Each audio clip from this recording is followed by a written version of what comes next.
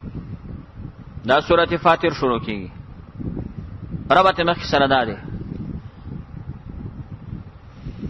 سورۃ صبا کې دلایل نقلیه او سورۃ فاطر کې دلایل عقلیه دي. 14 دلایل په اثبات ته توحید د مسلې.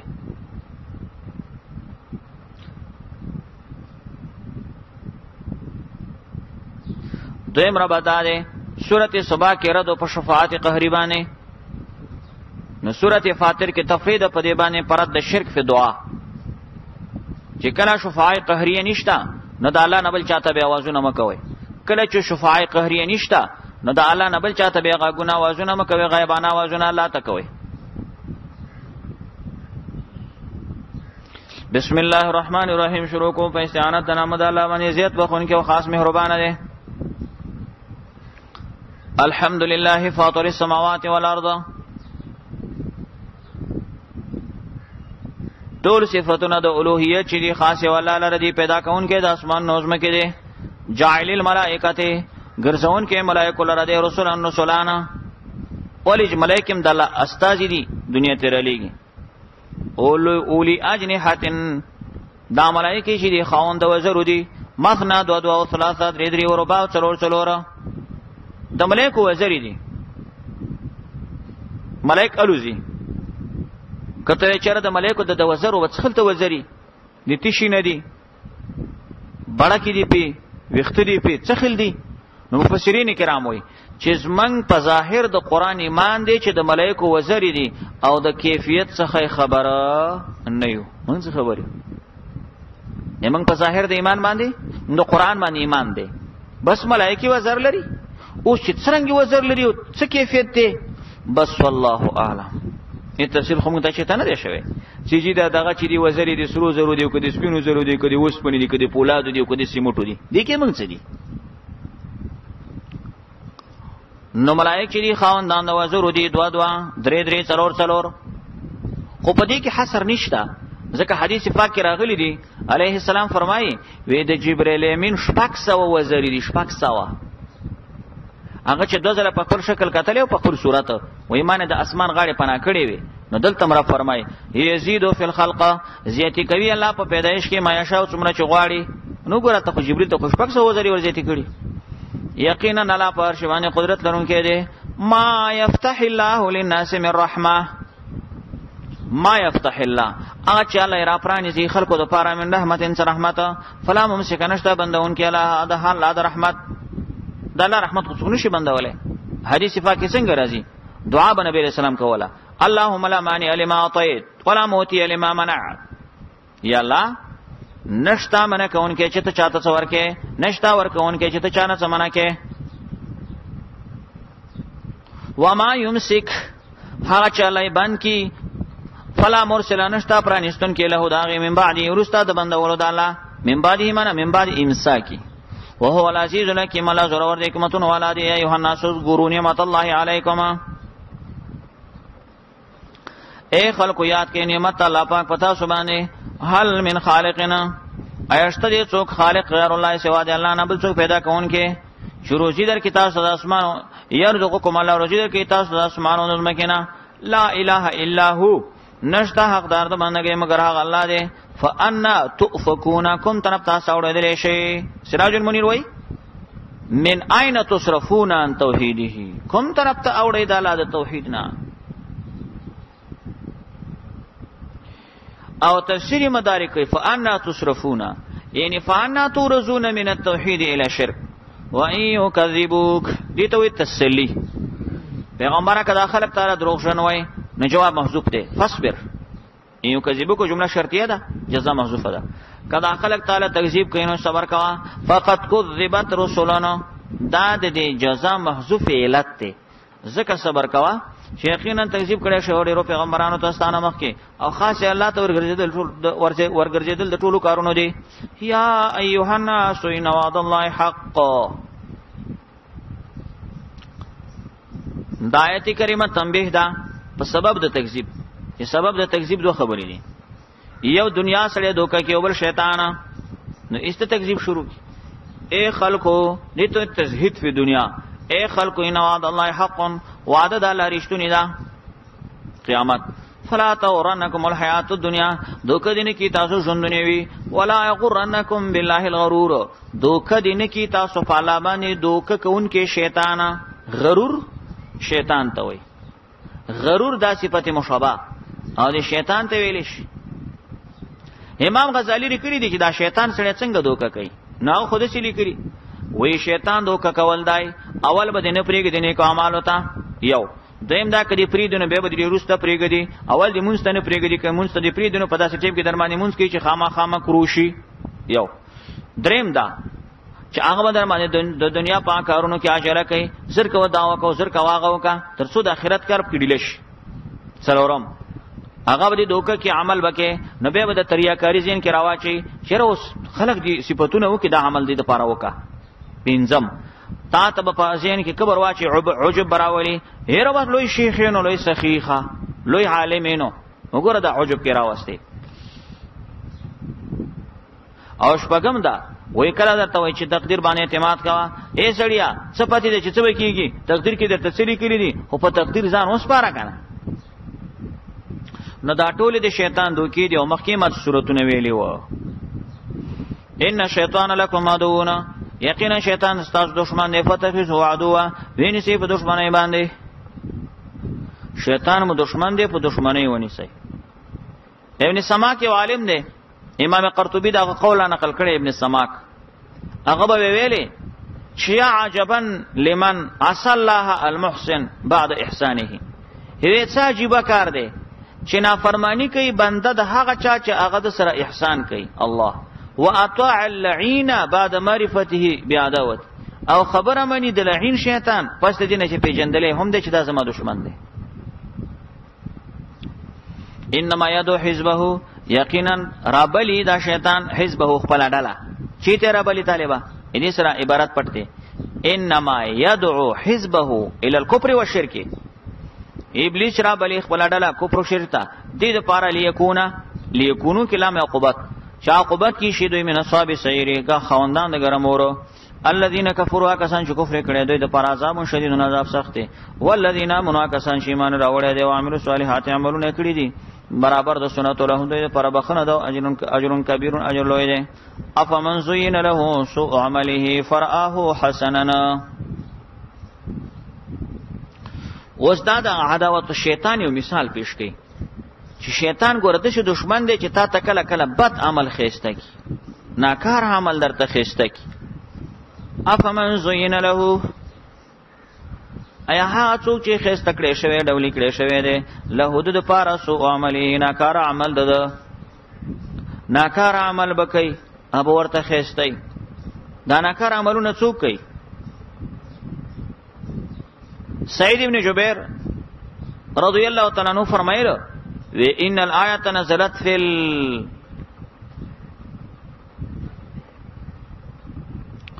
فی اهل الاهواء والبدع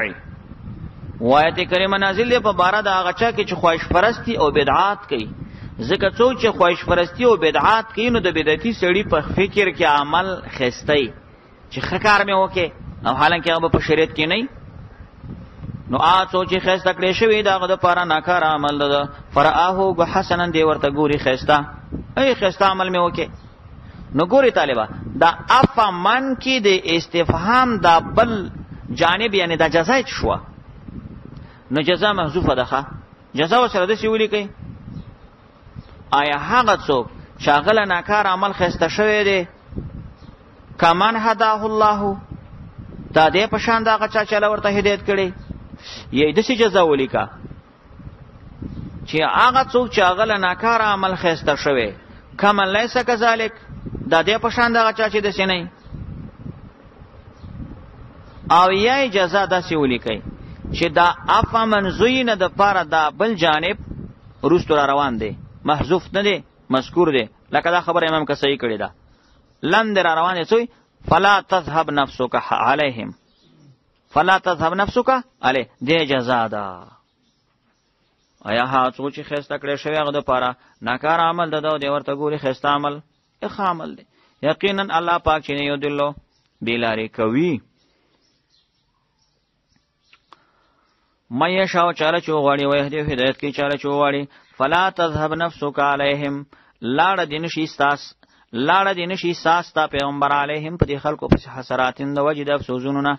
چې ته خلکو پسې افسوسونه کوي چې دا ایمان نه راوړي او دا نه کوي ته ورپسې سوځي مړ شي نه سادي ورپسې ستا لاړه نه شي یعنې د خلکو د وجې نه په افسوسونو باندې ځان مه مړ کوه. تفسیر خازن د دې څه معنا لیکلې ده چې فلا تذهب نفسک علیهم حسرات معنا دا ده فلا تختم بکفرهم نو ته ډېر غمونه مه کوه د کفر د دې خلکو وهلاکهم او د هلاکت الا مؤمنو چې ایمان نه راوړي چې نه راوړي که نه ته ډېر غمونه مه کوه. ان الله یقینا الله پاک علیم اپوی دی بما سنون پاک کارونه چې دوی کوي صنع عمل ته سړی د دین په نیت کوي نو مشرک سړی خو شرک او بدعتي سړی بدعت د دین په نیت کوي. والله الذي ارسل الرياح الله پاک هغه ذات چې رالیږي هواګانې فتثیرو پورته کوي سحابا وریځې فسقناه وګور التفات ته غیر متکلم ته الله یې منګه دا وریځې به شړو الی بلدین میتنه خری وچتا فاحینا به را تازه کو په دې باندې ځمکه بعد موته ورسته د وچوالې ځمکه نه کذالک النشور دا رقم دا دوباره را پاتېدل دي بس ټیک شو قیامت کې به داسې دوباره تاسو راجیک شئ لکه څنګه چې دلته د باران د وجې نه په وچه ځمکه کې بوټي راشنه کیږي داسې به تاسو هم د رب حضور ته قیامت کې د ځمکې نه راوچت شئ. حدیث پاک کې راغلی بخاری شریف حدیث دی چې رسول الله صلی الله علیه وسلم فرمایل چې اول شپېلې ولې شبه د دویم شپېلې اول شپېلې من کې 40 کاله فاصله نو چا ابو هريره نه پوښتنه وکړه چې 40 ورځې دي هغه ویل نه 40 میاشتې دي وای نه وای 40 کاله دي وای نه مطلب دا چې ابو هريره ته نه ته د خبرې علم نو وای ما رسول الله صفه ورېدلې دي 40 40 دي نبی ابو هريره فرمای وای ثم ينزل الله من السماء ماء بیا د 40 کلونو وروسته چې دی چې دوی مشپلې راځي الله پاک به د اسمان او بنازلی کی ښه فینبتون کما ينبت البقل دا خلق به د ځمکې نه داسې راوچت شي په دې باران سره لکه څنګه چې غیر آشنا کیږي ولیس من انسان شی او حالانکه دغه وخت کې به د ځمکه کې د انسان یو شی نه پاتې الا یبلا مگر زو شوی به الا عظما واحدا وعجب الذنب یو انسان اډو کې چې د ملاتیر دی د څو انسانات چې ځمکه کې خخېږي کنه موږ دا ټول ټوکړه ټوکړه کیږي خدای ملاتیر نه ختميږي ته عربي کې عجب الذنب وي ويركب الخلق يوم القيامه ام دقنه به د انسانان به تصویريږي او جوړيږي کته سو ځړ قبرونه وګوري په دې کې بداس یو اډو کې ونی پروتي د ملاتیر د مړي نو هم دغه نه به د انسان قیمت پر به ته ترکیب شي او دا غوخه وڅي ورسره به ته برابر شي او چې ثم سوا کا رجوله به ته بدلا سړی کی نو خلاصه ده چې اوس په دنیا کې باران وشي نو بوټي راشنه کیږي او به د قیامت دویم شپې سره چې باران وشي نو خلک براشنه شي د بخاری حدیث ته نو شو په لکه نو ځکه و چې وکذالک النشور دا باران نه دی په دې بوټي شنه کیږي کذالک النشور دا چې تاسو نه شرم دی راپورته کیدل دي من کان یرید العزته من کان یرید کو څوک غواړي العزته عزت فلله العزت نو خاص دی ولا سره عزت جميعا ټول دلته د عزت څه معنا ده د عزت معنا سراج المنیر لیکلی ده الشرف والمنفعت عزت څه معنا شرف و منفعت په دې دنیا کې دا چا شرافت خوښته دا چا منفعت خوښته وای که څوک اراده لري العزت د شرافت او د منفعت نو دا من کان یرید العزت رو شرط شو دې جملې شرطي جزاء شي ده جزاء وسره محذوفه ده جزاء د سی ویلي کوي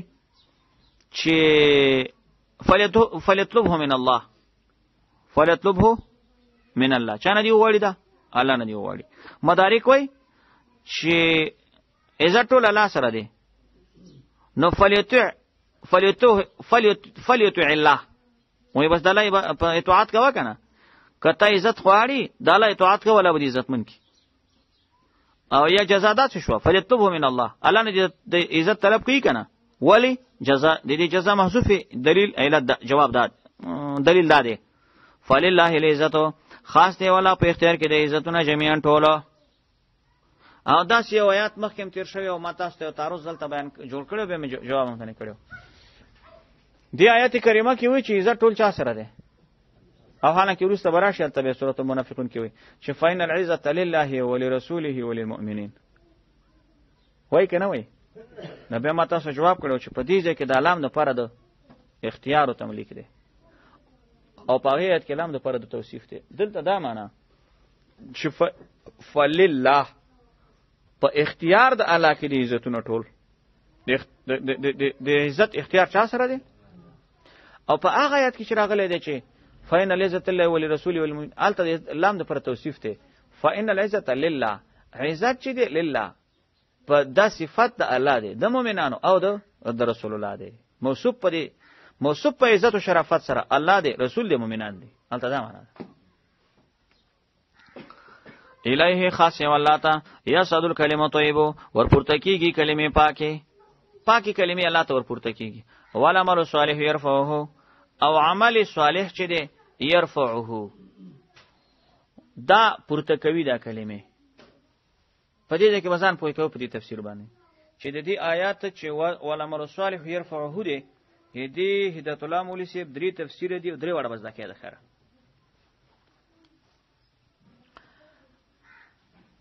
دا تفسیر سلسله دینه شروع کیږي چې په يرفعو کې یو ضمیر مستتر دی اچا ته راځي دی او بل د هو بارز دی دا چا ته راځي دی. نو دغه ضمیر په مرجع کې له کوټي اختلاف دی نو دینه به ترجمه هم مختلفه راوځي. نو به تفسیر به دسي وکي چې کوم ضمیر په يرفعو کې با مستتر دی فاعل ضمیر ورته وي هغه راځي کوي الله ته او دا کوم چې د هو ضمیر دی دا راځي کوي عمل ته چا ته راځي کوي. نو معنا دا ولا عمل صالح عمل صالح يرفع الله پورته کوي هو عمل صالح الله پورته کوي. ته چې نیک عمل کې داستانه کمال الله پورته کوي خو الله ملائکه ته ویلي چې ویلي کې پورته راوړی. په دې تفسیر پوه نه شو.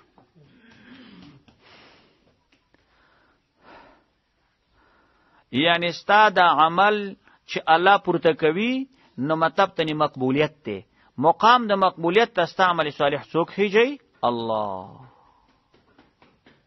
دیم تفسیر دا طالب جانا ضمیر چې کوم پکې د فاعل مستتر دی اراجه کې تاسو الکلمه طیب تا پلاتیر شو کنه چاته راځي کوي خو په دې صورت کې به د کلمه طیب نه تاسو کلمه توحید اخلي کلمه طیب نو شي اخلي او دا کوم چې د هو ضمیر دی د ښکارا بارز دا براجه کې تاسو عمل صالح ته اوس په ترجمه د شي ولا عمل صالح او عمل صالح يرفعو ضمیر اپرو کلمه ته راځي کوي ا کلمه طیب چې دی چې کلمه طیب نه څه مراد ده کلمه توحید کلمه د توحید چې دا يرفع پورته کوي هو د عمل د صالح د توحید کلمه عمل صالح پورته کوي. رښتیا خبره ده چې چا کې ایمان توحید نه د عمل پورته قبولیت خيږي کله چې ایمان او توحید نه د عمل قبليږي نه قبليږي. ها دریم تفسیر دا ده چې په يرفعو کې ضمیر راځي کوي مستتر ضمیر عمل صالح ته او د هو ضمیر د بارز دا راځي کوي کلمه طیب ته. يرفعو کې مستتر ضمیر چې چاته راځي کوي عمل صالح او دا بارز ضمیر چاته راځي کوي کلمه طیب. خو په دې صورت کې به د کلمه طیب نه تاسو د کلمه طیب نه هغه اقوال طیبه اخلي. د کلمه طیب نو څه اخلي اقوال طیبه پاکي خبري. اوس ترجمه شو ولا عمل صالح عمل صالح شه يرفعو دا عمل صالح پورته کوي هو اقوال طیبه ستا نیک عمل ستا پاکی خبری اسمان ته خیږي. یعنی دا ستا نیک عمل را لګیږي او ستا دا پاکی خبری د قبولیت مقام ته پورته کوي. ترمانی پوښوي د دې په تایید کې به امام قرطبي او حدیث ذکر کړی دی. امام قرطبي رحم الله تعالی حدیث ذکر کړی وی چې علیه السلام فرمای حدیث دا دی لا يقبل الله قولا الا بالعمل. لا يقبل الله قولا الله پاک د انسان وینا نه قبلې مگر چې عمل خور سره کنه او به څه وي ولا يقبل الله قولا ولا عملا الله د انسان قول او عمل الله نه قبلې الا بنیه مگر چې اخلاص پکې به وي ولا يقبل القول والعمل ونیه الله پاک د انسان قول او عمل او نیت نه قبلوي الا بالاصابه الى السنه مگر چې ستا دا ټول کار د سنتو برابرۍ. په دې حدیث نم ثابتېږي چې د انسان قول نه قبلېږي مگر په عمل. نو عمل صالح د انسان اقوال طیبه چی ته پورته کوي برا. څو تفسیر شو درې تفسیر شو الله دې وکړي درته زده شوی ښا. والذین یمکرون السیئات او یقین او هغه کسان یمکرون چې چلونه جوړوي السیئات ناکاره کارونو لکه شرکیات او کفریات دوی د پاره چې د عذاب شدید او عذاب سخت دی. و مکر اولئک او چل د دې خلقو هو یبور دا بیکاره شي،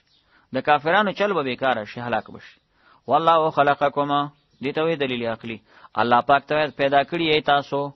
د دې خلقکم به دا معنا کې چې خلقکم یعنی شرع خلقکم، الله پاک تاسو پیدایش شروع کړی دی من تراب خاورینا، اولا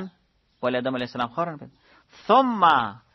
ثم ثانیا من نطفه، به ثانیا تاسو پیدایش چانه شروع شوه نطفه نه، او ثم جعلکم بلا ګرځولې تاسو ازواجن جوړې خزاونر. وما تحمل من انثى نه پورته کوي وزنانا ولا تزعو او نزیږي بچي الا بعلمه مگر د علم ور سره شامل حالي، د علم سره شامل حالي. وما يعمر عمر نشور کېدل من معمر یو عمر ور کړی شي ویتا، ولا ينقص او نشي کمیدل من عمره د عمر ددنه الا فی کتاب مبین مگر دا په کتاب ښکارا کې، الا فی کتاب مگر په کتاب کې. دې ته ګوره سوچ کوئ، عمر نشي ور کېدی یو عمر ور کړی شي ویتا، او ولا ينقص نشي کمیدل من عمره د عمر نه مگر دا په چی کې دي په کتاب کې. نو ګوري دې کې تفسیر کې داسې یو اقوال شته چې دلته د دې یو عمر من معمر او ينقص من عمره یو سړی ته نه مراد دی که دوه سړي، تفسیر کې داسې اختلاف دی. نو یا خو دوه سړي کوي، دوه سړي څنګه، د یو سړي عمر دی 20 کاله او د بل سړي عمر دی 100 کاله، نو دا د چا چې زیات عمر دی دام په کتاب د لوح محفوظ کې دی او که د چا کم عمر دی هم په کتاب د لوح محفوظ کې دی. الکه طالب کو زما 20 کاله دی ستا 100 کاله دی، خو دواړه چیته نوشته دي، نو د دوه کسو عمر شو کنه، په ترجمه دي شي نه دی یو وما یو عمر نشي ورکولې یو عمر ورکړی شي تا د یو سړی شو، ولا ينقص من عمره او نشي کمیدل عمر دی بل سړی مگر د کتاب کې چې د یو زیات او د بل کم دی، خدا دا چیته نوشته دی په کتاب کې کنه. یو تفسیر دی. دویم تفسیر دا دی مولانا چې اصلا کې د هر انسان د پاره دوه کتابای، ماته وګوره ته استاد دې کتاب کې درته لیکلي دي 80 کاله عمر، خو چې ته په دې دنیا کې ورځ تیرې کنه ورځ تیرې، نو استاد دې کتاب نه په دې بل رجستر کې لیکل کیږي. مثلا دلته 80 کاله عمر دی چې دنیا کې د کال تیر کې دلته ولیکي یو کال، بیا چې دلته د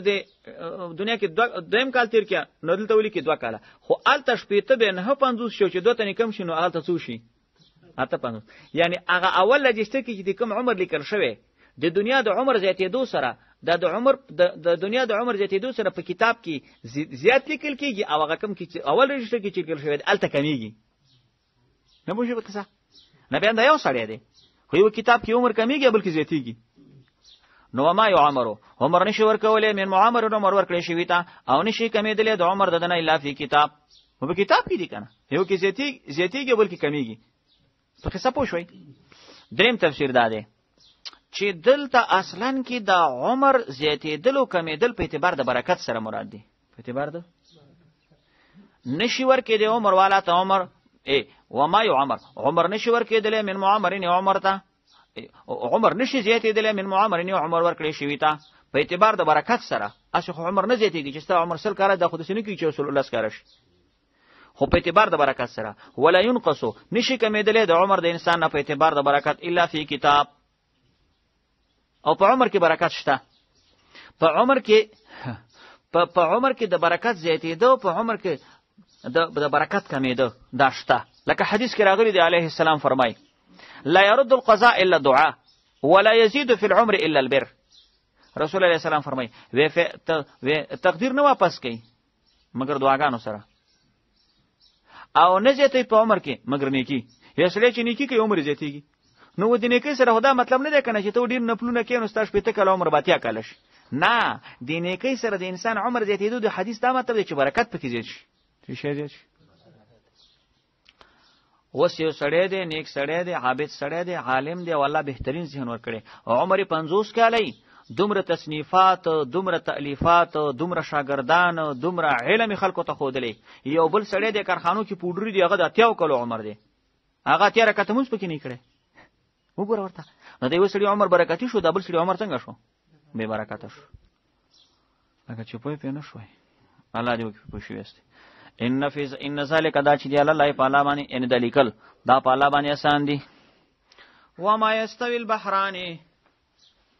ندی برابر دو سمندرونه دي. هذا عذب فرات دا یو سمندر چې دا خوږ دی فراتون او عذب خوږ دی فراتون تندماتون کې دی سائغ او مړی کی تی آسان تیریږي شرابو آسان تیریږي مړی کی شراب وسکل داغي وهذا ملح دا بل دریاب چې دی دا تروش دی او جاجن مړی کین ختون کې دی. نو ګورئ لکه په دنیا کې د حسي سمندرونه دوه دي خوږ تروش دغه رقم معنوي سمندرونه دوه دي شرک ایمان بس شرکی میں تروش دریاب دی ایمان یو خوږ دریاب دی. ومن کلن تاکلون الله وی چې دې دواړو ومن کلن دې ټو دواړو دریابونو تاکلون تاسو خوري لحمن طريه غوخه تازه کبان خوري کنه وتستخرجون روباس حلیتن زیورات تلبسون چې به تاسو غوندای تلبسون تاسو غوندای. نو د زیورات استعمال خو سړول ناجایز دي څنګه تلبسون د مذکر صيغه ویلې دې مخکې ما جوابونه کړیو. دا د دې وجه نه چې اصلا کې په دې زیوراتو کې د خزي د زیوراتو چولو ښکارا کولو پټولو حاکمیت چا سره دی سړی سره تلبسونه ویلې. وتر الفل کاتګوري کشته فيه په دې سمندر کې مواخره سیرون کې دوبو دا کشته چې په وبو کې روانې ده سیدوبو سیری کله کې سور شوې ده خره لتبتغوا چې تاسو ولټوي من فضل د الله تجارتونه وکي کشته کې سور شوې تجارت کې علم کې جهاد ته تبلیغ ته ولعلکم تشکرون دې پرستا شکر ادا کړئ یولی جلیل فی النهار ور داخلي الله شپه په ورځ کې او ورځ په شپه کې او سخر شمسه د خپل حکم نه پاره تابع کړي تاسو په خدمت کې نور اوس ومه کله یجری دا ټول روان دی اجل مسلم دا ټول روان دی اجل مسلم یونیټي مقرر شي پوری ذالکم دغه صفاتون والا الله تعالی دې تاسو رب دې له الملک خاص د پاره اختیار او بچی دا والذین تدعون من دونه هغه کسان چې تاسو ورنه حاجتونه غواړئ سوا د الله نه ما یملکون هغوی ملکیت او اختیار نه لري من قطمیر د پوستکی د خرما د اډوکی د خرما د نن اډوکی نه دی اې نه سپینه پرده چاپیره ته قطمیر وای دی هغه قطمیر پوستکی که درته اختیار مو سره نشته د تاسو چې د الله نه سوا بل چا نه حاجتونه غواړئ. او دا لفظ مخکې ما فتیل او نقیر او قطمیر ویلې مو کنه ان تدعوهما ګور ورته اوس دا تاسو چې چانه حاجتونه رب وي غواړي دغه سره خود پوستکی د خرما دی هغه اډو کې اندازه اختیار نشته خو ته نه مړه مونږ ته نه غواړو مونږ ورته आवाज کوو چې په نیک نظر رسیږي او پلان کې مشکل حل کوا الله ویزه زاواز ورته وکا ان تدعوهم کتا سو ورته आवाजونه کوي لا اسمع دعاکم استاسو دعاګانی نه اوري دعا په معنا د आवाज سره استا بننه اوري نه استا غوونه اوري نه اوس دلته به سوچ کوئ اوریا نو تو ورته دې جنوالي आवाज کې چې او د بغداد شي میرانه او لوی ځوانه غری بغداد کې خخته او د دې جن ورته आवाज کې الله وی که تاسو ورته आवाज کې خوري خو نه کنه وی کې دې شی ووري الله وی خو ووري دو ولو سمعوا فرض کوي ووري دو زه دا आवाज ورو رسیدو کې دې چې میسج ورته ورغله الله مستجابوا لكم تاسو حاجت نشي پوره کولای زوی اوریدو زه نو ته چی غواړې خو ته خو زوی پکار دی کنه زوی دې پکار دی ها مستجاب لكم نه خو ست حاجت پوره کولې نشو نو خو تاسو نه غوډه میسج زوی نشي را لګلې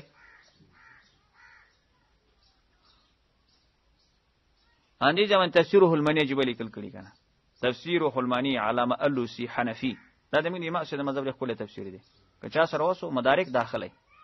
دا ډول د موږ امام شه د مذهب تفسیرونه دي خو تفسیرونه دي تفسیر المانی ته لیکل کړي دي عجیب لیکلی کړي وای اول خو دې لیکلی ګوره سر تاشه و ان تدعوم لا يسمعوا دعاءكم کتاسو اوازونه کوي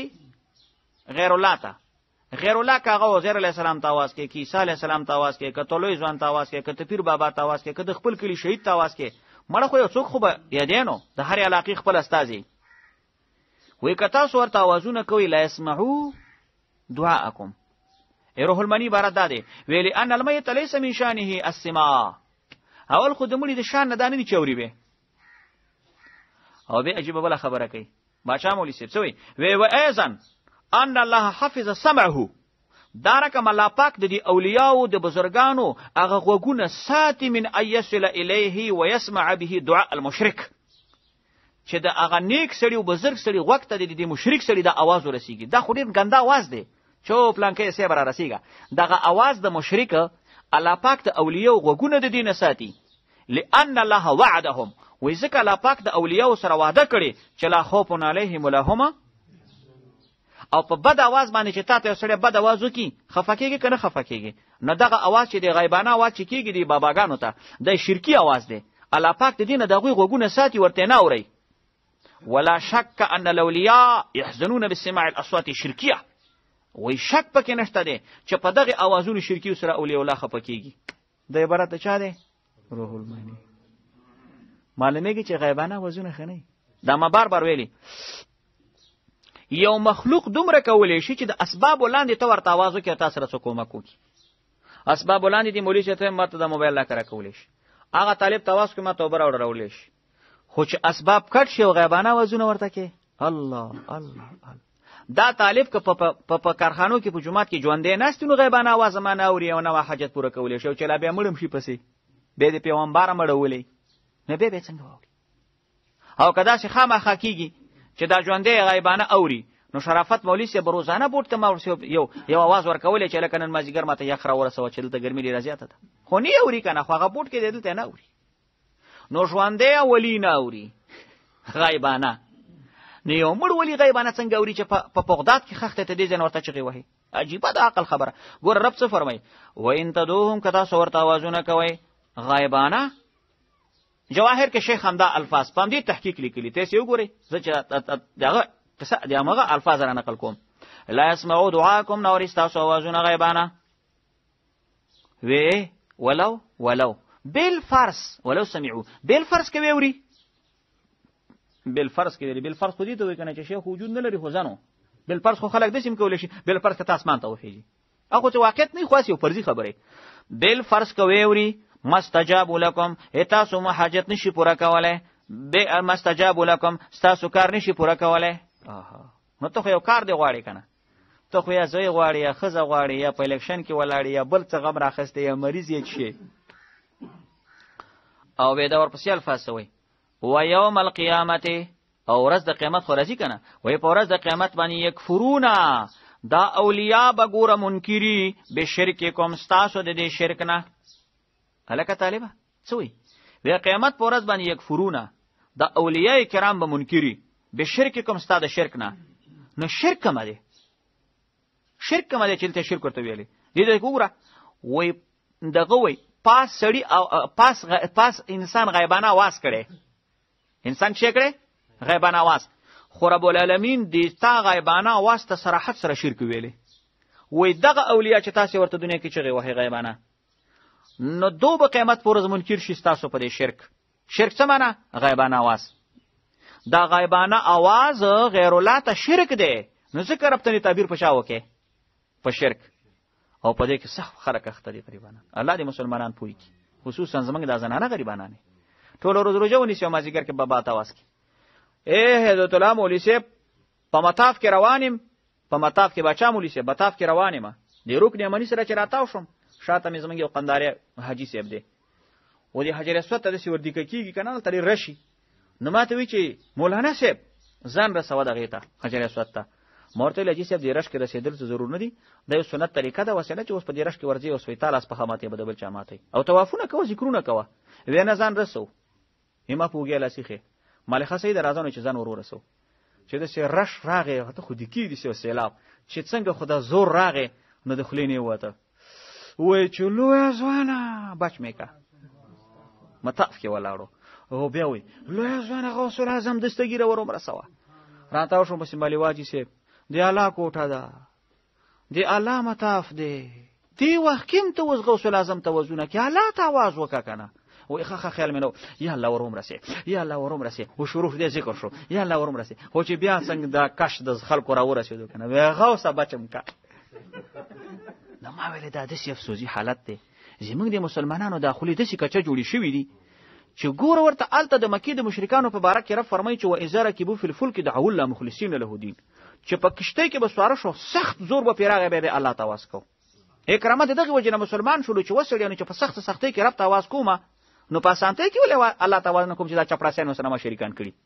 نو بنا بر هر تقدیر د زموږ مسلمانانو نهایت کمزوري ده او ګوري نهایت کمزوري هدایت الله مولوی صاحب په دې کې بل مسله یعنی دا خبره چې دا غیبانه आवाज غیر الله ته دا شرک دی یو اتفاقی قرآنی مسله ده دا زمونږ اتفاقی قرآنی مسله ده قرآنی مسله چې اتفاقی شنو په دې کې موږ د امام ابو حنیفه سره او د دیوبند علماء اتفاق دی په دې کې کنه اوس هم دا خبره چې ته مسلمانانو ته کې زمونږ په دې مسلمانانو کې داسې کچا خلک شته چې هغه بریلین دي شیعاګان دي تا ته وایي وګوره د خو وهابي دی دا خو پنځپیریانو مسله هلکه د پنځپیری مسله نه ده د وهابي مسله نه ده د قرآن مسله ده د اولیاء الله نه مني ناشنا مسله ده یلکه ما خو موږ بار بار ویو چې څوک د الله اولیاء ونه مني نو دا خو د سره مسلمان نه دی موږ وایو چې کرامت یې څوک نه مني جلال آباد هندو دی د اولیاء خو یو کرامت دی یو خدایي ده نو د ولی کرامت خو حق دی نو خدایي خو حق نه ده کنه اوس دا قرآن چې دلته لګی دی تاسو الحمدلله علماء ټول لاړ شئ پښتو اردو او عربي تفسیرونه وګورئ دا زه چې کوم تفسیر کوم ان شاء الله دایمه د تفسیرو خلاصه راوسته ته چې غیبانه आवाज کې ستا د غیبانه आवाज طرف شرک وای اوس کما ورته ویل چې غیبانه आवाज شرک ته نو کې دې ته خپه شوی وي رب فرمایل وای دا ته چې کوم اولیاء او چاته وازونه کې د قیامت پر ورځ باندې یک فرونه دوی به منکری نو تا کفر په معنی انکار سره دی د اولیاء به منکری به شرک کوما دا ستا په شرک به منکری چې دا ته غیبانه आवाज کړي په دې به منکری چې تا د आवाज دی ولې ماته غیبانه کړي ستا په دې شرک به منکری نو یو سوال پیدا شو یو توهم چې یاره جی من خدا سي اوریدلی دي چې اولیاء ته غیبانه आवाज وشي کارونه پوره کیږي من دا سي اوریدلی دي بل پلانکی مولا بیګا تقریر کولو په سپیکر کې چې غیبانه आवाज اولیاء ته کوي تاسو کارونه پوره کیږي اوس دا مولا خبره صحیح ده که صحیح نه ده قران به جواب کوي ولا ينبئك مثل خبير ولا ينبئك تا ته خبر نشي درکوله مثل خبير په شان د خبردار ذات الله دی دې درته وایي چې دا شرک دی نو که د کلی مولا لګي خو لګي دي کنه خو مولا خو عقیده ګنده ده تا ته خبردار ذات باندې خبره څوک نشي کولای خبردار ذات الله دی د خبر کړي چې غیبانه आवाज څه شی دی شرک دی مسمې کوه اوس کته وی چې کلی مولا بس ولا نه بیو کمستو خبير د خبير ذات غونې دی بل څوک خبرولې نشي کلی مولا به څه شي خو هغه به ټانټه مولای نو الله خبردار ذات دی الله تعالی په پوهه کا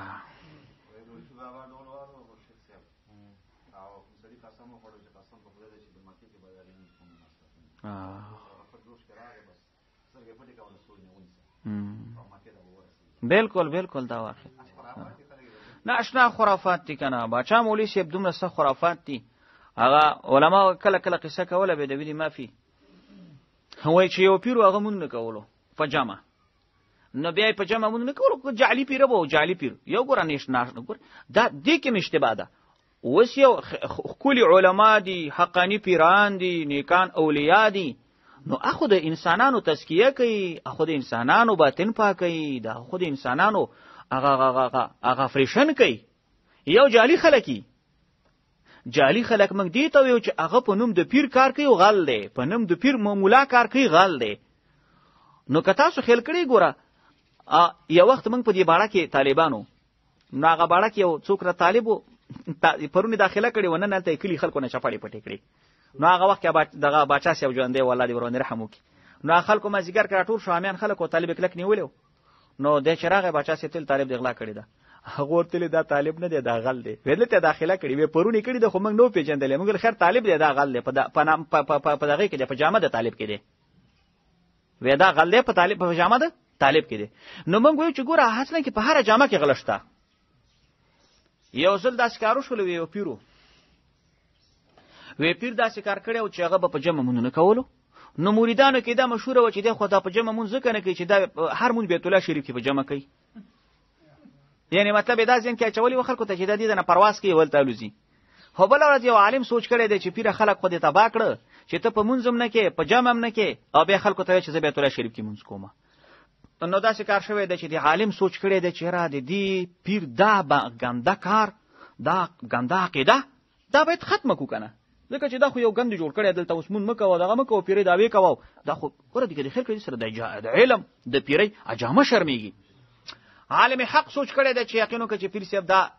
دا کار خو دې رسوا کم نو एकदम راغله دی یو مازیګر کېو د پیر صاحب په خو پریوته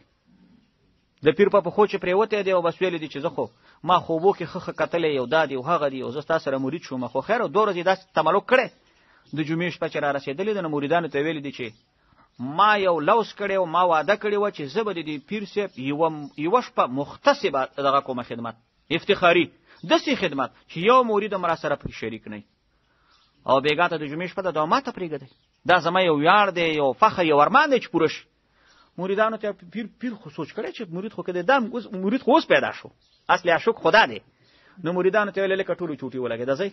بېګا ته به دا زما خدمت کوي. ده نو داسې کار کړی دی چې پیر صاحب ته ویلي دی چې ګستا بېګا ته خدمت ته په ما دی، خوراک ته ټول ما سره دی، چې ته څه غواړې زه به درته ښکلې طعام جوړوم.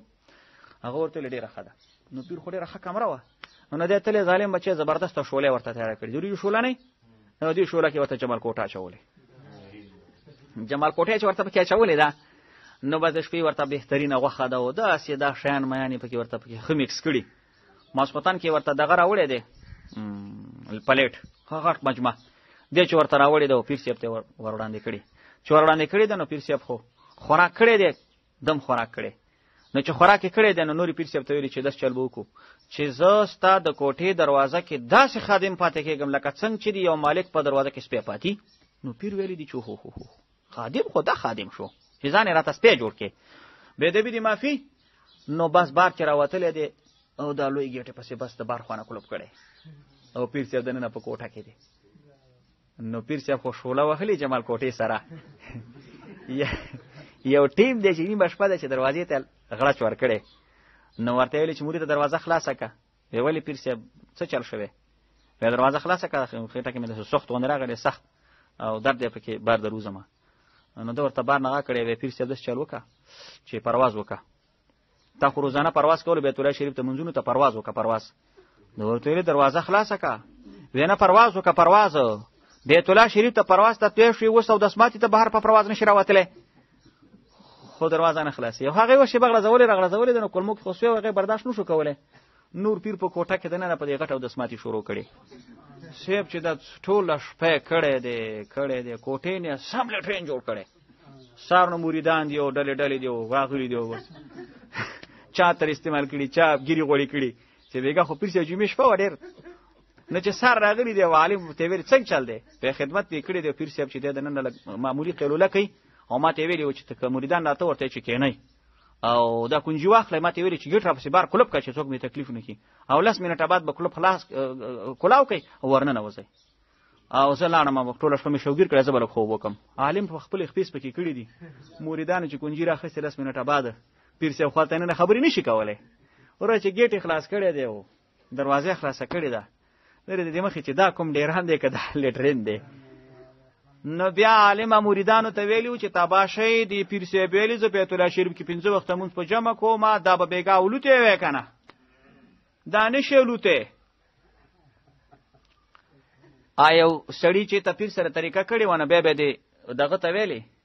دې سړي به خپلې ښځې ته ویلې وی ښځې داسې سړي سره مې طریقه کړې ده چې غیبدان دی غیبدان. څنګه غیبدان دی؟ پټ رازونه پټو زړونو نه پټو هر څه نه پټ نه خبر دی. ښځې ورته ویلې غیبدان خو سړی الله دی. نه غلی شه زما د پیر کرامت لکه چې نه مړې ور کرامت یې ورپورې وتړلو. هغه ورته ویلې ښه ستا پیر غیبدان دی وی و داسې کار یې کړی دی چې ښځې ورته ویلې دي چې تا پیر دی خو امام پیر دی زه خو بېګا ته تا پیر ته ډوډۍ کوم. ویله چې ډېره ښه ده. نو سره 2-3 مریدان هم راغلي دي وریجې ورته پخ کړي دي او شیان باندې تیر کړي. نو د ښځې کمال دا کړی دی چې د وریجو غوری ډکړې نو دې کې د چرګ یا لږ یا نیم یا پوره وریجو کې دننه ایښې وریجې پې پاس اچولي او د دې یو غوري کې خو داسې کار کړی په دې نورو غورو کې د غوښه برسېره ایښې. نو چې کله دا وریجې کېښودلې نو دا زنانه چې راغلې ده نو خو پیر خو کورنی سړی دی نو څوک ستر کوي. نو د نورو خلکو ته چې دغه ایښي دي غوري نو دا د دې ښځې خاوند او پیر په یوه دغه مجمع ناستي. نو د نورو ته چې غوري ایښي دي نو هغې کې غوښه ښکاره وه دوی ته چې د وریجې ایښي دي نو کې غوښه یې نه پټه وه. نو دې وخت کې پلو چې د سړي کتلي دي نو هغه پیر ورته ویلي دي چې دا ښځه خو لړي د بېزته ښځه ده. وی ولې؟ وی ته ګوره مریدانو ته زما غوري کېښودل غوښې پکې ایښي دي او زه پیر یم اصلي دعوت هم ماته دی او ما ته وریجې ایښي تشې وریجې سپوره وریجې. هغه سړي ښځې ته بس ګواښ کړی دی چې ته خو ډېره بېزته ښځې ته خو بېزتي کې. وی ولې بېزتي کوم؟ وی خلکو ته دې غوښې ایښي چې مریدان دي عین پیر ته دې دعوت کړې ده ته دې تشې سپوره وریجې ایښي دي ته ما شرمې ما بېزته کې. هغه ورته ویل سړی خو تا ویل چې ما پیر غیب دان دی که نه؟ وی ولې؟ چې څمڅې په دې غوري کې داسې کړې د دومره چرګ راوتلی. وی مخکې وریجې ایښې غیب دان دی اوس چرګ پکې نه ګوري. دا ټولې هغه قیسې دي چې غلطې مشهورې مولوي صاحب. نو پیری شته خو خدایي نشته، دوی خو خدایي ورته ثابتوي. کرامت شته خو بنده ته الوهیت نشته. دا مسله شوله استاذه. یا ایها الناس انتم الفقراء الی الله. اوس الله پاک دې مخکې سره ربط ورکوي. مخکې آیاتو کې دی واورېده چې خلک غیبانه وضونه چاته کوي؟ غیر الله ته. غیر الله ته چغې وهي. د دې خلکو داسې فکر دی چې دا غیر الله ته ځکه وضونه کوو که نه چې زمونږ حاجتونه پوره کوي. نو اوس الله وایي چې ای انسانه تاسې ټول محتاج یې. نو چې ټول محتاج یې، نه یو محتاج چې بل محتاج نه څه غواړي. نو عربی کې وایي چې استعاره د مستعیره لکه سپی چې ډوډۍ غواړي د فقیره. ته خو بل محتاج نه سوال کوي که نه. هغه الله عجیبه خبره کوي. یا ایها الناس ای خلکو، ناس ویلی ښه، یا ایها الناس ای ټولو خلکو انتم الفقراء تاسې محتاج الی الله. احتیاج مو الله ته دی. نو چې کله تاسې ټول محتاج یې، نو ته ولې غیر الله ته آواز کې؟ دا خو د محتاج نه سوال دی. والله هو الغنی الحمید. او الله پاک دی غنی دی، هغه نه غواړي چې غنی دی، بې حاجته دی، ستایلی شوی. یا شاک الله غواړي یوسفکم ختم به کې تاسو آیاتي به خلق جدید او را بولی مخلوق نور نه وي. وما ذلک او نه دا کار په الله باندې څه ګران. ولا تجرو او نشي پورته کوله واجرتن یو ګناګار سړی وزر او خرا پیټه د ګنا د بلچا. یو ګناګار سړی د بل ګناګار د ګنا پیټه نه پښا کوي، نه پورته کوي. و ان تدو مثقلتن ګورته او که आवाज کې یو درون بار د ګنا الی حملها بارولو د خپل بار ته، الی حملها پورته کولو د خپل پیټی ته، لا يحمل منه نشي پورته کېدل د نشيون هیڅ لقدر امتنه څوک نه پورته کوي. و ان تدعو که आवाज کې مثقلتن یو درون بار د ګنا الی حملها پورته کولو د خپل بار د ګنا ته، لا يحمل منه شی نشي پورته کولای دا غینه لګڅ. د دې دوه جملو په من کې څه فرق دی مولوی صاحب؟ چې ولا تجر واجرتن اخرى او ان تدو مثقلتن دوه قسمه فرق دی. یو فرق دا دی چې د اولی جملې مقصد دا دی چې څوک په خپل خوخه نه ورځي قیامت کې د چا د ګنا پیټه نه پورته کوي، ولا تجر واجرتن دا معنا. او د دې دویمه جملې مقصد دا دی چې کته چاته بلنه ورکې چې ما سره دا پیټه ویسه هم نو تاسو سره څوک پیټه نه وړي. و ان تدعو ګورته کته आवाज مرته وکي. اولی جملې مقصد څه شو؟ چې په خپل خوخه هم څوک د چا د ګنا پیټه نه وړي. او د دویمه جملې مقصد دا شو چې کته څوک را او بلیم ستاسو د ګنا پیټه څوک نه وړي. دیم فرق دا دی چې په ولا تجر واجرتن وزر اخرى کې دا معنا چې ستا د ګنا پوره پیټه هم څوک نه وړي قیامت کې. او په دلاندې جمله کې دا مطلب چې لا يحمل منه شيء قليل ستا د ګنا د پیټي لګي سم څوک نه وړي. څو قسمه فرق شو. ولو کان ذا قربا اگر کدا خپلوان دي ستا کنه کپلارتا واس کې کورورتا واس کې ستا سره څوک نه وړي. انما تنذر الذين يخشون ربهم. انما تنذر یقینا تویروي خودی سره خیاد ولګوي. انما تنذر دا معنا یقینا فائدہ ورکوي ویرستا، یقینا چې نفع فائدہ ورکوي ویرولستا هغه خلکو ته یخشون ربهم چې رب نه خپل ویریږي بالغیب په حال د نه لیدو کې رب لیدل نه دی او ته نیریږي. واقاموا الصلاه او پابندي کړی د مانځوي. ومن تزکا چې ځان پاک کې په توحید منلو سره د شرک نه فانما يتزکا یقینا دا پاکول نفسي فائدې ځان ته ده. و الى الله المصير او خاص ولا تور ګرځیدل دي. وما يستوي الاعمى والبصير ولا الظلمات ولا النور ولا الظل ولا الحرور. دا وګورئ مخکې دوړه ذکر شو دو فریق د دوړو په صفاتو کې تضاد، د دوړو په دلایلو کې تضاد، د دوړو په نتیجه کې تضاد. د مؤمن او د مشرک سړي په منځ کې هم په صفات کې تضاد، هم په دلیل کې تضاد او هم په ثمره کې تضاد. ګورت و ما یستوی الاعمى والبصیر نه دی برابر اړوند او بنا. نړوند کافر دی مشرک دی او بصیر خو مسلمان موحد دی. صفاتونه کې تضاد دی کنه دی سره خبیا اورا ولا ظلمات ولا نور او نه دی برابر تیری ورړه، نه دی برابر تیری رړه. تیری څه دی؟ دا د مشرک دلیل دی. مشرک د شرک پر خپل دلیل چې وي تیری دی ټوله. او نور دا د مؤمن د ایمان دلیل دی. د مؤمن د ایمان د پر خسته دلیل دی قرآن. ولا الذل ولا الحرور او نه دی برابر سویره ولا الحرور او نه ګرمي. د نتیجه ده د مؤمن سړی د موحد سړی په قیامت کې سویری د جنتونو دي، د مشرک سړی په قیامت کې ګرمي د جهنمونو دي. نتیجه هم سره برابر نه ده. ودرې ده دې کې نتیجې ته اشاره شوه. مشرک ړوند دی، دلیل ظلمات او نتیجه حرور. مؤمن آغا بصیر دی، دلیل نور دی او نتیجه ذل. جنت کې سویری ذلن ذلیلا. پوی پینوش. وما یستوی الاحیاء ولا الاموات، او ندی برابر سره ژوندۍ عمره. خو طالب په دې کې سوچ کوي. دلته څو امور الله متقابل کې ذکر کړه. سر تشبیهه، اعما بصیر، ظلمات نور، ذل حرور، احیاء اموات. بیا دا مایستوی صيغه دای په اول کې ذکر کړي اعما بصیر سره، او په اخر کې ذکر کړي د احیاء اموات سره. خو دې منځ کې د شذونو سره د مایستوی صيغه نه ذکر کړي چې ظلمات نور او ذل حرور دي. نه دا ذکر کړي کنه. دې دی وجه څه ده؟ د دې وجه دا د حکمت او فلسفه کې مفسرین دا بیانوي چې د اعما او د بصیر په منځ کې تام تضاد دی، او د مایت او د حی په منځ کې تام تضاد دی. نو چې تام تضاد دی سره، نو ځکه د دوړو سره مایستوی ذکر کړه. پورا تضاد دی کنه دی؟ د منځ کې د چیزونه چې کوم دي چې ظلمات او نور، د دې په منځ کې د پوره تضاد نشته. په دې معنا سره چې کله کله په تیاره کې رڼا راشي او کله په رڼا کې تیاره راشي. کله بجلی را راشي او کله بجلی لاړ شي. نو په تیاره کې رڼا راځي، په رڼا کې تیاره. یو بل ته قریب دي، تام تضاد نه دی. ازل حرور کې تام تضاد نه دی. کله په یخنۍ کې سړی ګرمي راولي او کله په ګرمۍ کې یخني. سخت ګرمي دی او سړی شي تناسته یخني جوړه کړیا، قریب کېږي سره کنه یو بل ته. نو هر کله چې دوی کې تام تضاد نه دی، پوره تضاد نه دی، یو بل ته قریب کېدی شي. نو الته الله پاک دا صيغه ذکر نکړي چې وما یستوي. خو البته اعما بصیر یو بل ته نه نږدې کېږي، او میت او حی میت یو بل ته نه نږدې کېږي. په کې تام تضاد دی. ان الله یسمع، الله پاک اورول کوي مې شاو چاته شو غواړي. وما انت بمسمع، او تنه پیغمبر اورون کې من فی القبور چاته چې په قبرونو کې دي. څوک چې په قبرونو کې دوی ته نشي اورولې. دلته ګورې عبارت بنا په تشبیه دی، یعنی ای پیغمبر ته نشي اورولې کافرانو ته هغه کافران چې په شان د هغه چا دي چې په قبرو کې دي. تشبیه مطلب ده. دی آیت مقصد دی ته نشي اورولې ای پیغمبر کافرانو ته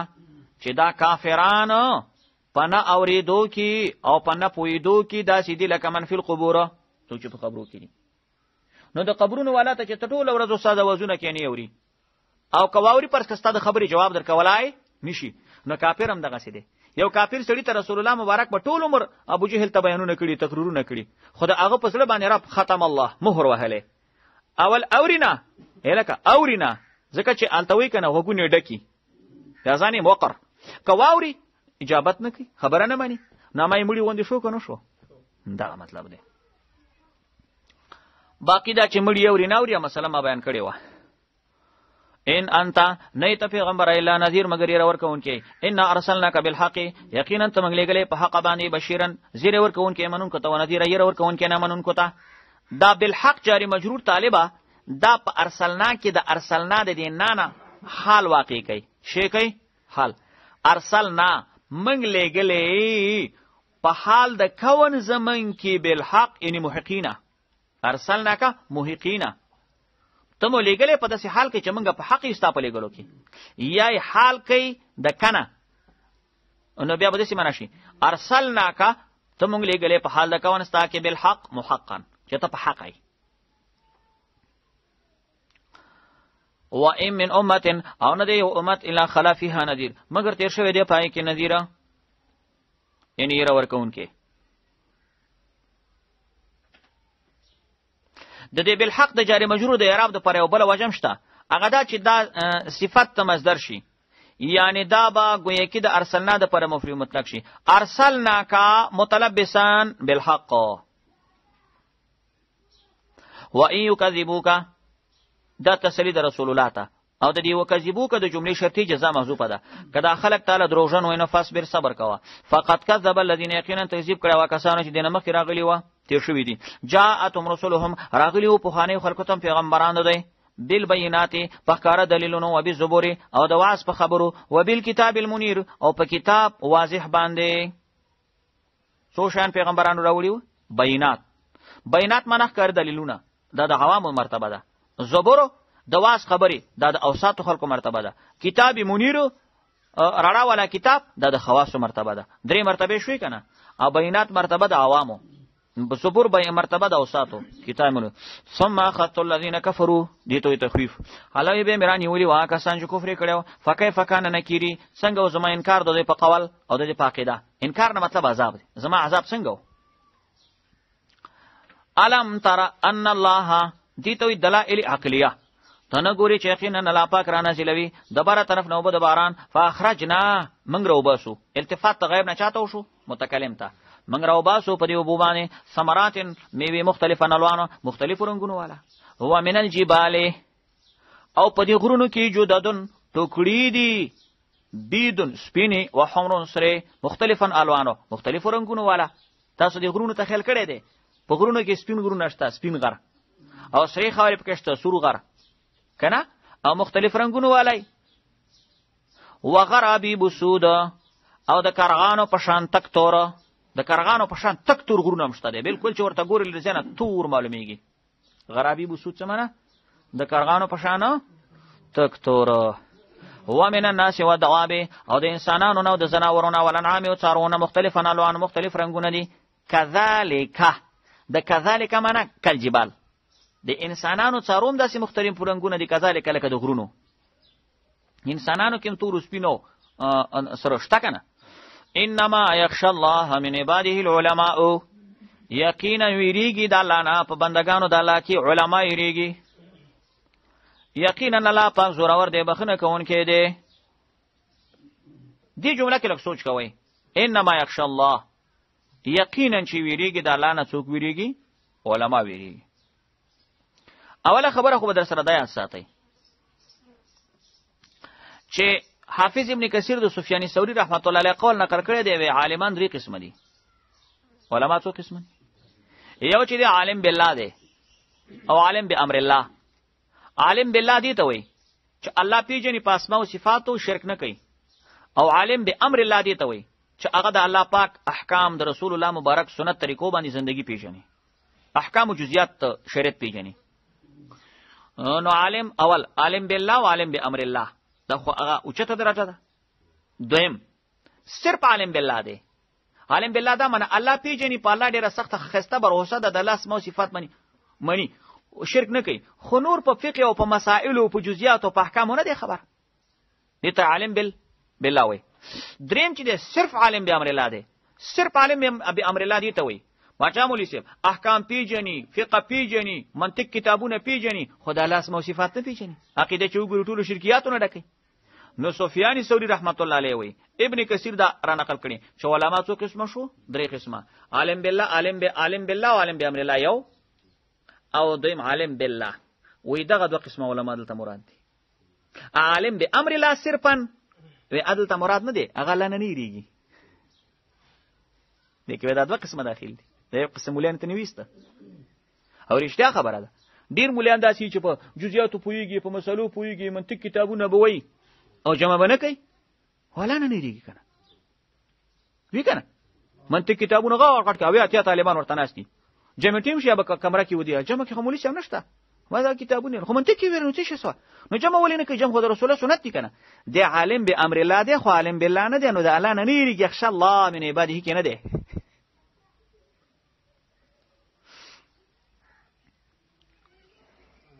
او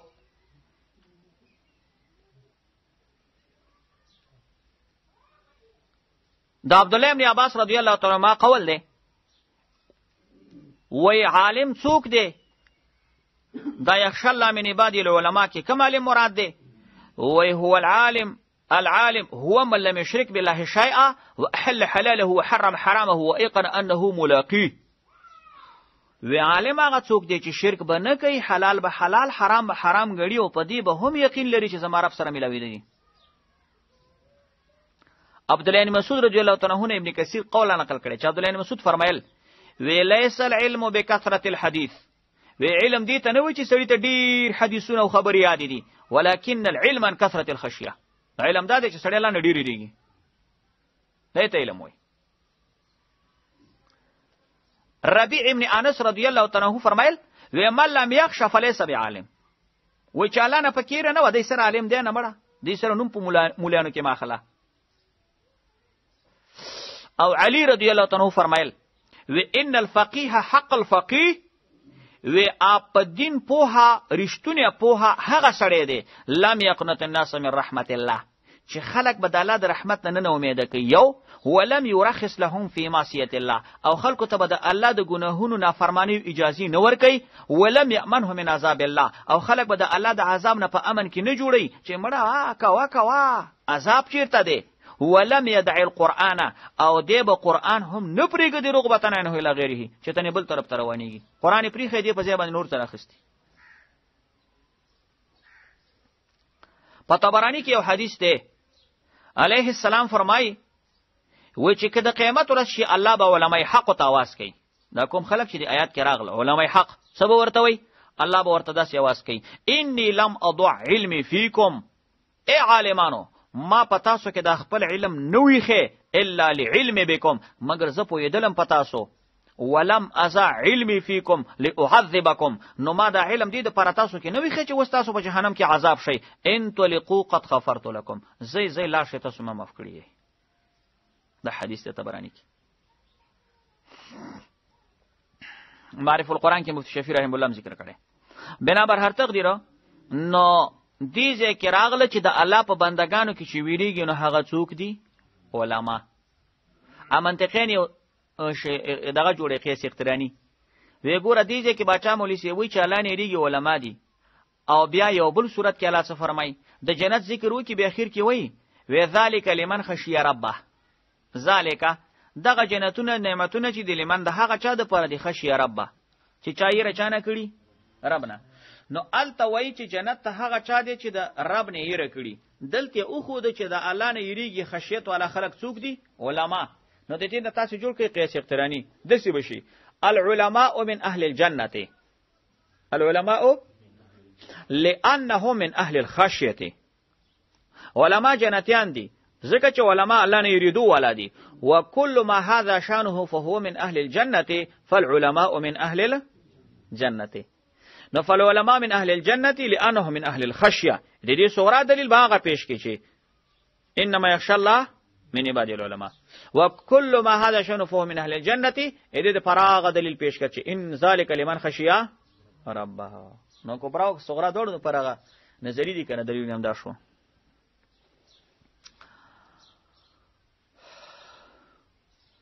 ان الذين يتون كتاب الله دا بیان د صفاتو د علما او صالحینو دی یقینا کسان چې ویلولې د الله کتابه یتلون تلاوت تش مراد نه مطلب بیانولم دي او خشیت موسری او مدارک خو لیکلي دي چې یتلون کتاب الله او یعملون به چې عمل خو پې کوي واقاموا الصلاه او فمن د منظم کوي وانفقوا خرج کوي مما رزقناهم چې موږ ورکړي دي په پټو په ښکارا باندې یرجونا امید لري داسې عالمان تجارتن دیو تجارت او سوداګری لن تبورا چې نه بیکاره کیږي عجیب تجارت شروع کړی دی علماء دا باندې بیکاره کیږي ښا کوټه کیږي بنا کار به نه ډون کیږي خو یرجونه کې طالب دا خبر په معنا د امر سره دی یرجونه خو فعل مضارع د صورتانه خبر دی کنه په معنا کې امر دی یرجونه دا لیرجو دا علماء دی امید ولري د داسې تجارت چې دا نه بیکاره کیږي لیوفیهم او پورا بور کې الله پاک دوی تاجونه ثوابونه دوی زیاتې به ورته الله پاک من فضله فضل خپل معلم التنزيل کې فرا بغوي وي يزيد من فضله النظر الى وجه الله النظر الى وجه الله و چې دا د الله مخ ته کتل دي دیدار چې ورته وي د الله یقینا الله پاک بخنه کون کې دي شکورن قدردان دي ستاد عمل قدردانی ورسره ده والذي اوحينا اليك دې کې صدق قرآن ذکر کیږي الله وها کتاب شمنګ وحی کړی دا تا ته من الكتاب د کتاب څخه هو الحق او د حق دی او تصدیق کون کې دا څه دي چې د نمخ کې دي یقینا الله په خپل بندگانو باندې خبردار لیدون کې دي ثم اورثنا الكتاب الذين اصطفينا دلته اوس متوجه شه ثم اورثنا الله یې به په میراث کې ورکړی دا کتاب هغه کسانو ته میراث کې ورکړی دي اصطفینا چې موږ ورکړی دي مینه بعد نه د بندگانو زمنګ نه دی آیات کریمه کې د امت علماء تقسیم دي چې دا علماء درې ډلو ته تقسیم دي الله چاته می چې کتاب ورکړي نو یو خدا چې الله یې ما غوړه کړو د رب العالمین د طرف ورته استعفا وشو غوړواله خود علماء دا تقسیم دا د شماره فمنهم ظالم لنفسه بعضی هغه څوک دی چې ظالم د خپل ځان دپاره وي. دویم ومنهم مقتصده، او بعضی په دې کې چې هغه حق پرست او نیکه درمیانه وي. دریم ومنهم سابق بالخيرات، او بعضی پکې وړاندې کېدونکي وي نیکو کارونو ته باذن الله، بتوفیق الله، د الله په توفیق. څو قسمه شو عالم؟ 3 قسمه. یو پکې ظالم شو، دویم مقتصد شو، دریم سابق شو. نو تاسې وایي چې دا ظالم نه کوم یو مراد دی؟ وایي د ظالم نه هغه عالم مراد دی چې د هغه معاصي په طاعاتو غالب وي. معاصي په طاعاتو غالب وي. مقتصد هغه عالم دی چې د هغه معاصي او اعمال صالحه مساوي. درمیانه شو. سابق نه هغه څوک مراد دی چې د هغه اعمال صالحه غالب دي په صحیح او باندې. نیک اعمال ډیر زیات دي او که بد عملونه دي بیخي کم دي، یا نشته یا کم دي. یا داسې وایه چې ظالم هغه څوک دی چې ارتکاب د حرامو کوي. مقتصد هغه څوک دی چې هغه ارتکاب د صغائر و مکروهاتو کوي. او سابق بالخیرات هغه څوک دی چې بالکل کامل مومن دی، ځان د حرام او مکروهاتو مشتبهاتو ټولو نه ساتي. او د دې 3 قسمو علماو په باره کې په حدیث کې راغلی دی، ترمذی شریف حدیث دی، چې دا ټول به جنت ته ځي. دا ټول به څنګه کېږي؟ کلهم فی الجنه، ټول به جنت ته ځي.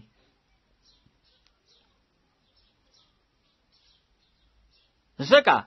چې دا خو کېدی نشي چې خامخا عالم یو د زری ګناه دې هم نه کوي. ګناه خو به خامخا کوي،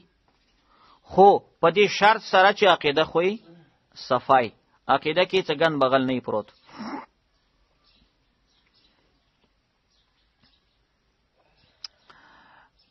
بیا مفسرینو یو بله خبره لیکلې، وای کوم عالم چې سابق فی الخیرات دی دا به الله به جنت ته به حساب جنت ته داخلي. کوم چې مقتصد دی هغه سره به حساب یسیر وشي. او کوم چې ظالم دی وای فیحبس فی المقام حتی يدخله الهم ثم يدخله الجنه. وای دا ظالم چې دی دا په یو مقام کې الله راگیر کی، د باندې بلګ غم راشي، خو بیا الله جنت ته داخل کی. دا خبره تفسیر خازن لیکلې ده.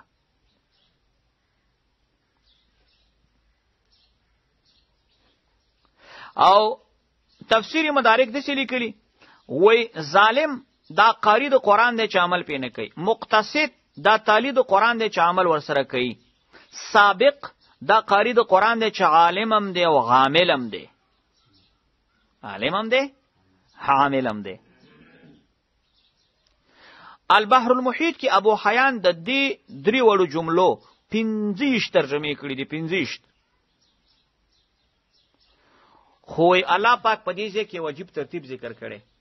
اولی ظالم ذکر کړي، بیا مقتصد او بیا سابق. سابق ټول ورستو کړي. په دې کې دې ته یو اشاره ده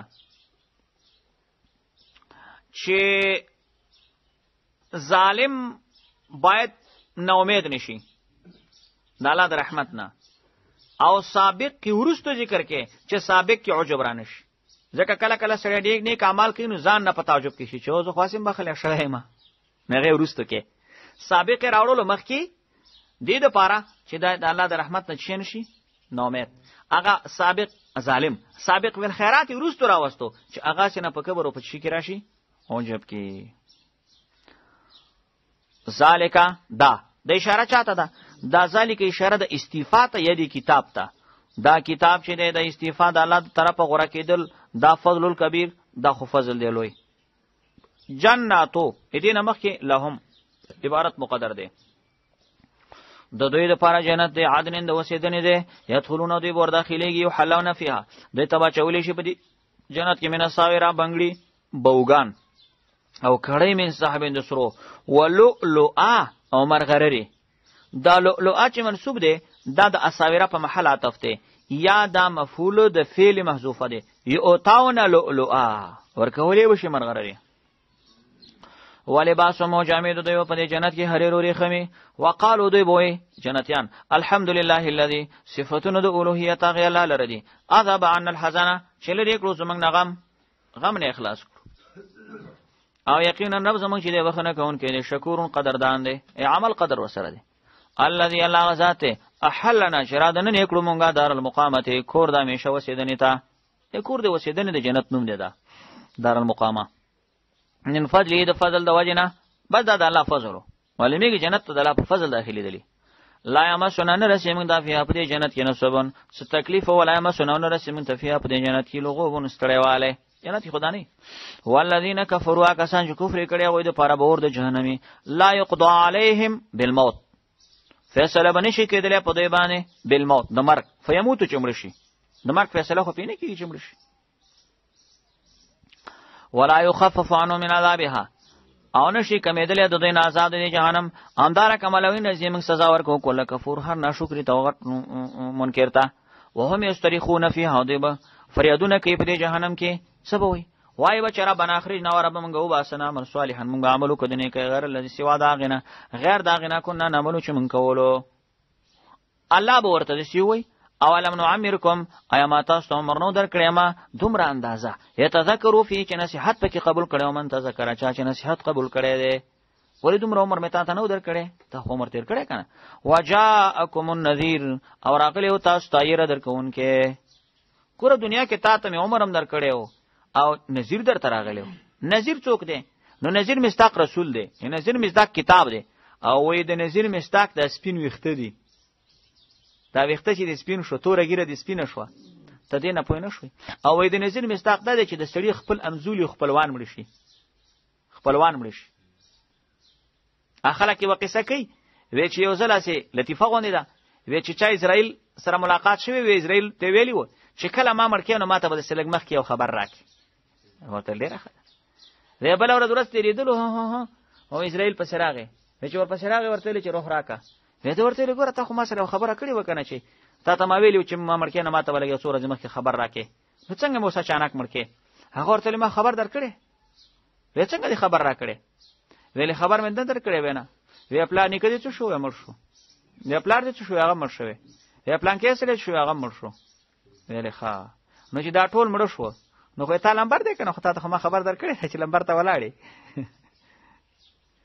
دا یو لطیفه ده مقصد دا دی چې لکه انسان ته دا امزوري چې دې مړ شو ته پوښه چې به زمانه نمبر دی ګیره چې دې سپینه شو دا ته د پر نظر دی دا ټول خبره ده یو د انسان لپاره د خبرداري دی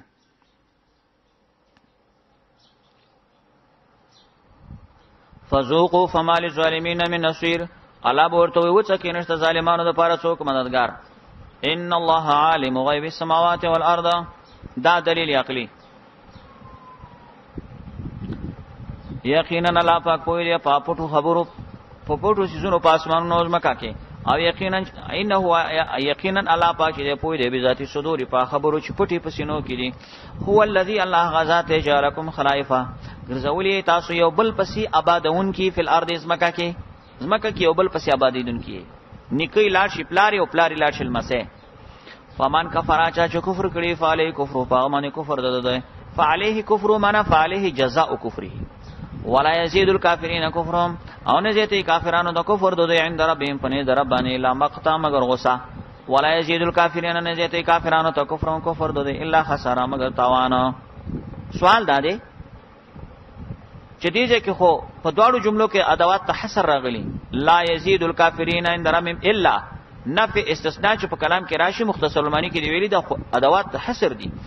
نو اوله جمله کې وی چې کفر منحصر دی په دې کې چې مقت زیاتې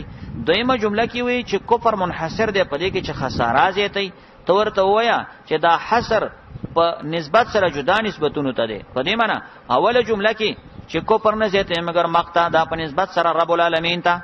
دیمه جمله کې چې وای کفر نه زیاتې مگر خساره دا په نسبت سره دی مشرکانو کافرانو ته قل تو ورته پیغمبر رایتم آیات سوچ کړی دی شرکا کوم الذین فخپلوا هغه مددګارانو کې تدعون چې تاسو ورته आवाजونه کوي او حاجتونه ته غواړي من دون الله سوا دی الله نه دا ته چې چاته مددګار او حاجت رواوي تا په دې کې سوچ کړی دی ارونی ما ته خوخه ما ذا خلقو دې څه پیدا کړی دی مل لار دې زمکا کې زمکه کې څه پیدا کړی چې پتا باندې اشتباه د مخلوق راغلی یاره د الله پیدا کړي ما کده د پلانکی سره پیدا کړي ما ام لهم شرکون فی السماوات ایاشتا د دې د پاره د استاسي معبودانو د پاره صبره خیسه په اسمان کې اسمانونو کې چې ششتا نشتا. ام آتیناهم کتابنا آیا ورکړی موږ د مشرکانو ته کوم کتاب معنا دلیل نقلی فهم چې دوی علی بینتن پاغه حجت باندې منه داغینا. دې څه مطلب؟ سراج المنیر خطیب شربینی بارا داسې لیکلی چې آیا مشرک ته موږ کوم کتاب ورکړی دی چې دا په دلیل باندې منه د دې کتاب څخه وي ينطق علی ان اتخذنا شرکا چې هغه کتاب په دې ګویا نشي چې موږ چې تعالی وي ځان سره مددګاران نیولې دي. د کوم کتاب شته؟ استفهام انکاری دی. نه کتاب نشته. مشرک سره دلیل د کومه کی بل ای یعید ظالمون بعضهم بعضا بلکی وادی نه کې ظالمان بعضو بعضو سره الا غرور مگر توکا. سراج المنیر وی غرور معنا باطل دو وادی دي نو لکه ظالمانو بعضو سره د بعضو وادي دی چې یو مشرک بل سړی ته وای بس دا خو زمون شفاعا دي او سفارشین دي ها اولئک شفاعون عند الله والله نه مخلصي او دا ټول تش د دروغو باطلی وادي دي. ان الله يمسك السماوات یقینا الله پاک دې يمسك السماوات اراټینګوي اسمانونه او زمکه ان تزولا لالا تزولا چې ونه خوځيږي د زمکه اسمان ګور الله راټینګ کړي چې ونه خوځيږي ولا انزال تاو کچریو خوريږي د زمکه او اسمان ان امسکهما نو راټینګ بینه کې من حدن هیو تن من بعد رسته د خوشي کول د الله نه ولا انزالتا کدا ازمکه او اسمان او خوري ان امسکهما نو راټینګ بینه کې دي دوړو لرا من حدن هیڅتنا من بعده یعنی من بعد ازالته او خازن وي من بعده ان سوا هو غیره بل څوک د الله نه نشته چې به راټینګ کی. انه کان حلیما غفورا یقینا الله پاک صبر کون کې بخون کې دے. واقسموا بالله جهد ایمانهما زجر دیدا قسمونه کول مشرکانو په الله باندې پاخو قسمونه دوی به چکله په خپل بوتانو قسمو کې ناغه ته به کچا قسم ویلي خو چې درپ پونم به وکي هغه ته به جهد ایمان ویلي پوخ شو وس قسم پوخ شوی دا قسمونه پاخو کړي و چلا انجاهم نذیرنا کچری دوی تراشی او یره ورکون کې دی عربو مشرکینو ویلې کې منګه په عربو کې څوک رون کې راشي کنه لکنا لیکونن دوی به نو خامخا دوی بشي احدا ډیر هدایت مندون کې من احد الامم د یو د هر امتنا وی منګه به د پوخانه او د هر یو امت نه ډیر هدایت یافته شو. زمنګ خزي هنونه دي منګ خ استعداد دي منګ به د يهودو د نصاراو د ټولو ډلونه ډیر اهدا شو. اهدا اسم تفضیل دی کنه وای دوی مو ویل چې منګه وا لا یکونون نخما دوی لکه چې تمنګ تنذیر راشي لا یکونون خما دوی بشي اهدا ډیر هدایت والا من احد الامم د یو د هر امتنا دا من احدا کې من استغراق دا یو د هر امت نه به موږ ډیر هدایت یافته یو. فلما جاءهم نذير ارکل چرالو دوی تیر ورکون کې ما زادهم زیتن کړو دی الا نفورا مگر نفرت دوی خدای الله د توحید او د قران نو تختید به نفرت وکي استکبارا فی الارض. دا استکبارا ولی منسوب دی دا یا د نفورن نه بدل کړي نفرت چې شو استکبار یا مفعول مطلق د فعل محذوفه کوي استکبروا استکبارا یا استکبار مصدر مبني للفاعل کې په معنا د مستكبرین سره لوی کون کې او پسمکه باندې ومکر السیئ دا مکر چې منصوب دی دا مفعول مطلق د فعل مقدره دی یمکرون مکر السیئ او دې چلونه جوړي چلونه ناکارا د دین او د اسلام او د پیغمبرانو خلاف هغه ناکارا مکرونه جوړي ولا يحيق المكر السيء الا باهله او نراګي روي اچلونه ناکارا مگر حقدار د هغه څوک چې داغي لایق کنا نو ناکارا مکر په پاغي باندې نازلېږي. امام قرطبي واقع لیکلي و یوزل کعب الاحبار دا د يهودو عالمو وروسته د عمر فاروق رضی الله عنه په خلافت کې به اسلام راوړل. د عبد الله ابن عباس طویل عبد الله ابن عباس هغه څو دی چې د رئیس المفسرین وای په قران باندې خپویدو نو کعب الاحبار عبد الله ابن عباس ته وای وې زمنګ په کتاب کې او جامع لفظ د استاسو کتاب کې نشتا. عبد الله ابن عباس ورته وای چې کعب الاحبار دا کومه جمله د استاسو په کتاب کې شته تورات کې چې زمون قران کې نشتا. وې منګ په تورات کې داسې مضمون پروت دی چې من حفر علی اخیه بیرن وقافیه چا چې بل مسلمان ته کوی وکني ست خپل به فکر اپریوزی عبد الله ابن عباس ورته وی قد جمع الله ذلك كله في كتابنا في كلمه واحده استاسد دې کتاب ټوله خبره زمونږ قران په یو کلمه کې جمع کړی دا هغه کلمه کومه ده ولا يحيق المكر السيء الا باهله نراګي روي اناکار چلونه مگر حق د الله لایق ده دي څوک چې د ناکاره چلونه نراګي مگر لایق ده هغه چې څوک د ناکاره چلو لایقي سزا په مغره پریوزي نام دغه مضمون شو کنه چې من حفر بیل اخی فقد وقع فيه نو مسلمانانو ته ناکاره چلونه یا مسلمان په باره کې دغه د بی عزتۍ سوچ کول نو الله پاک با حدیث پاک کې راغلی څوک چې د بل مسلمان بی عزتی کوي الله پاک به د خپل کور په غولي کې بی عزت کوي او به شرمایخه فحال ينظرون دوی انتظار نو باسي الا سنت الاولین مگر د طریقې د مخکنیو خلکو طریقم دا چې رب العالمین هلاک کړیو فلن تجد توبه انمه لسنت الله تعالی د طریقې د پاره تبدیلن بدلیدا او بیا بنمه د الله د طریقې د پاره تحویلن اوړیدا تبدیل او تحویل کې څه فرق دی تبدیل په ذات کې تحویل په صفت کې تبدیل په ذات کې دا معنا لکه مثلا الله عذاب راولي او ته په امن بدله دانش کې دی تحویل دا معنا چې هغه اسانتیا په وصف کې لکه الله پچا سختی راولي او ته په هغه پر اخیر راولي د سنیش کې دی نو نه بعد الله پاک د قانون د الله په طریقه کې نو نه څوک ذاتی تبدیل را وستلی شي او نه وصفي اولم یسیرو فی الارض آیا نګر چې داخله په دې ځمکه باندې فینظروا چوغوری کیف کان عاقبت الذین څنګه شو اخیری انجام دا کسانو چې دینه مخکې تیر شوی وکانو اشد من قوه اسخت د دینه په قوت کې او ما کان الله او نه دی الله پاک لیعجزه دې ما کان الله سره عبارت لیکا و ما کان الله ضعیفا الله خو څه کمزور نه دی لیعجزه چې به وسکړي دی الله پاک تم من لیعجزه من شی چې به وسه کې الله پاک ته کوم شی په سماوات په اسمانونو کې په ځمکه کې هیڅ شی په اسمان ځمکه کې الله به وسه کولای نشي او یقینا چې الله پاک دې علم او قدرتونو والا دی ولو یاخذ الله الناس او کچریونی چې الله پاک داخله کا بما کسبو کچری الله پاک داخله کرانی ولې بما کسبو په سبب دا چې کوم عملونه کړی دي ګوره د دنیا کې خلک څومره ګناهونه کوي الله خفه کوي او معاصی کوي نافرمانی کوي نو ما ترک الله بنوي پرې خیال ظاهر یا په شاده ازمکه باندې من دعوت نه هیڅ غزم زنده سره د ازمکه په شا باندې به هیڅ زنده سر نه وي پاتې دا به ټول رب ختم کړی وي ولکن اخرهم لكن لا يرسل کوي علاج للمسمى ترمنټي مقرره شوی پوری فاذا جاء اجلهما او کله چې راشي نیټه د عذاب ولود دی یقینا چې الله تعالی په خپل بندگانو بصیرن لیدون کې دی ګوري طالبہ وای کچيري الله پاک خلق رانی ولید د بدو عملونو په وجه ما ترک علی ظهرها نو پریخه بنوي په مخدس مکه باندې من دابتن ایت زنده سره مکمل به تبا کړي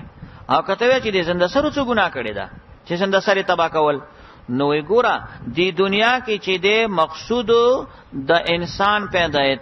مقصود دی دنیا کې د حضرت انسان پیدایش دی او دا نور هر څه چې د انسان د خدمت لپاره دی نو چې کله انسان تبا کوي رب خو زنده سره ټول سره خود تبا کوي کنه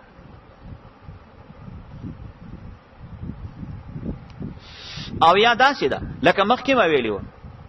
چې رب العالمین انسان تباکین زنده سر به ټول تباکی خدا تبایی به د انسان د پاره تعذیبی او د نور زناورو د پاره به اسی موت طبيعي نه بس نه په طریقې د تعذیب سره